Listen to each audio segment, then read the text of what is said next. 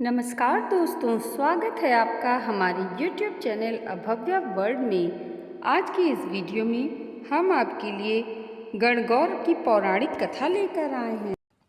इस दिन को भगवान शिव और देवी पार्वती के प्रेम और विवाह दिवस के रूप में मनाया जाता है।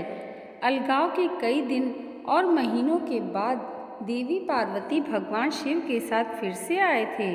विवाहित महिलाएं पति की लंबी उम्र और वैवाहिक खुशी के लिए माँ गौरा से प्रार्थना करती हैं, जबकि अविवाहित युवतियाँ आदर्श जीवन साथी के लिए प्रार्थना करती हैं। एक बार महादेव और माता पार्वती वन में गए। चलते चलते गहरे वन में पहुँच गए तो पार्वती जी ने कहा, भगवान मुझे प्यास लगी है। महादेव ने कहा, देवी देखो, उस तरफ पक्षी उड़ रहे हैं, वहाँ जरूर पानी होगा। पार्वती जी वहाँ गईं। वहाँ एक नदी बह रही थी। माता पार्वती ने पानी की अंजलि भरी तो दूब का गुच्छा आया, और दूसरी बार अंजलि भरी तो टेसू के फूल, तीसरी बार अंजलि भरने पर ढोकला नामक फल आया।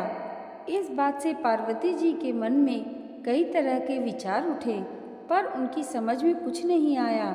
महादेव जी ने बताया कि आज चैत्र माह की तीज है। सारी महिलाएं अपने सुहाग के लिए गौरी उत्सव करती हैं। गौरी जी को चढ़ाए हुए दूब, फूल और अन्य सामग्री नदी में बहकर आ रहे हैं।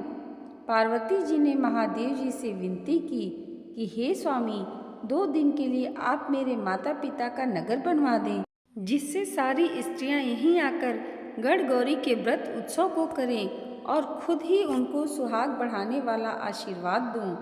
महादेव जी ने अपनी शक्ति से ऐसा ही किया।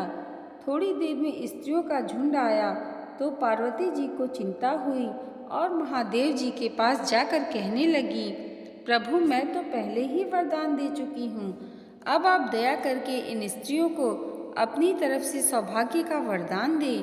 पार्वती जी के कहने पर महादेव जी ने उन्हें सौभाग्य का वरदान दिया। आइए सुनते हैं गणगौर पूजा की व्रत कथा।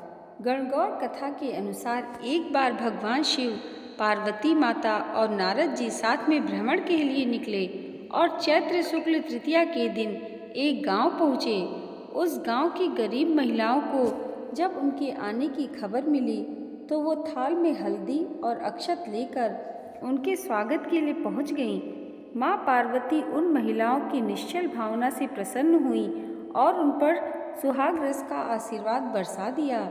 कुछ ही समय पश्चात धनी वर्ग की महिलाएं सोनी चांदी की थाली में तरह तरह के पकवान लेकर और 16 श्रृंगार किए भगवान शिव और माता पार्वती के पास पहुंची। इन स्त्रियों को देखने के बाद भगवान शिव ने माता पार्वती से प्रश्न किया कि तुमने तो सारा सुहाग रस निर्धन वर्ग की महिलाओं को दे दिया, अब इन्हें क्या दोगी? इसके जवाब में माँ पार्वती बोली कि इन स्त्रियों को ऊपरी पदार्थों से निर्मित रस दिया है। मैं इन महिलाओं को अपनी उंगली चीरकर रक्त छिड़क कर सुहाग का वरदान दूंगी। माता पार्वती ने उन महिलाओं को आशीर्वाद दिया कि वो वस्त्र, आभूषण और बाहरी मोह माया का त्याग कर अपने पति की सेवा तन मन धन से करेंगी। उन्हें अखंड सौभाग्य की प्राप्ति होगी।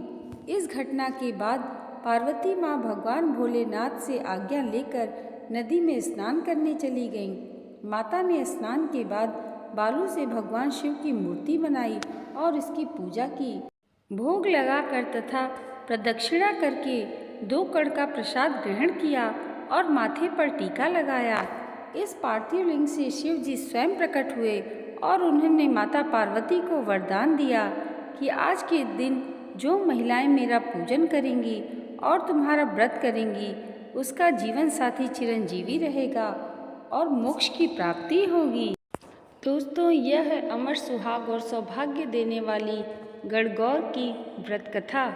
आपको कैसी लगी हमें कमेंट करके ज़रूर बताइएगा और इसे लाइक और हमारे चैनल को सब्सक्राइब करना मत भूलिएगा।